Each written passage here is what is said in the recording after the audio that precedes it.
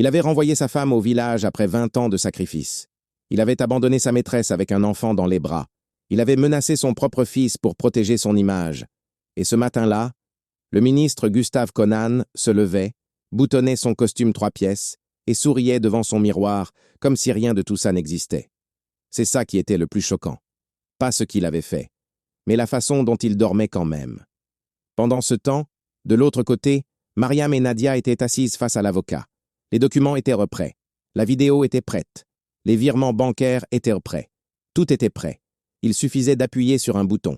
Mais Mariam n'avait pas dormi de la nuit. Pas à cause de Gustave, à cause du message de son fils. « Maman, s'il te plaît, arrête !» Elle avait relu ce message 100 fois. Steve, son fils, 20 ans. Celui pour qui elle avait cousu des uniformes à la bougie. Celui pour qui elle avait sauté des repas. Gustave avait mis cet enfant entre elle et sa vengeance, comme un bouclier humain, et il savait exactement ce qu'il faisait. L'avocat a posé sa main à plat sur le bureau. « Madame Conan, si on attend encore, il va s'organiser. Il a déjà appelé 2 journalistes pour préparer sa version.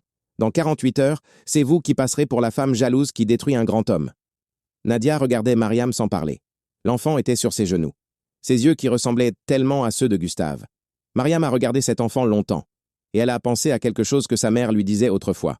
Une femme qui protège un homme qui la détruit n'est pas une bonne mère. Elle apprend à ses enfants que la dignité se négocie. Elle a pris son téléphone. Elle a appelé Steve. Ça a sonné 3 fois. Il a décroché. « Maman, Steve, je t'aime. Tu es la chose la plus importante de ma vie.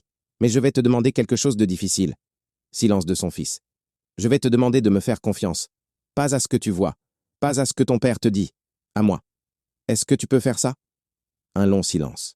« Qu'est-ce que tu vas faire, maman ?»« Je vais juste dire la vérité. » Steve n'a pas répondu tout de suite. Et puis il a dit, avec une voix qui tremblait un peu, « D'accord. » Mariam a raccroché. Elle a regardé l'avocat. « On envoie tout. » L'avocat a hoché la tête. Ses doigts se sont posés sur le clavier. Et en quelques secondes, les documents, la vidéo, les relevés bancaires, tout a été transmis à 3 rédactions différentes. C'était fait. Il n'y avait plus de retour en arrière possible. Ce soir-là, à 19 h, le nom de Gustave Conan est apparu sur les écrans de télévision. Pas comme un ministre, comme un suspect. Les journalistes parlaient. Les images défilaient.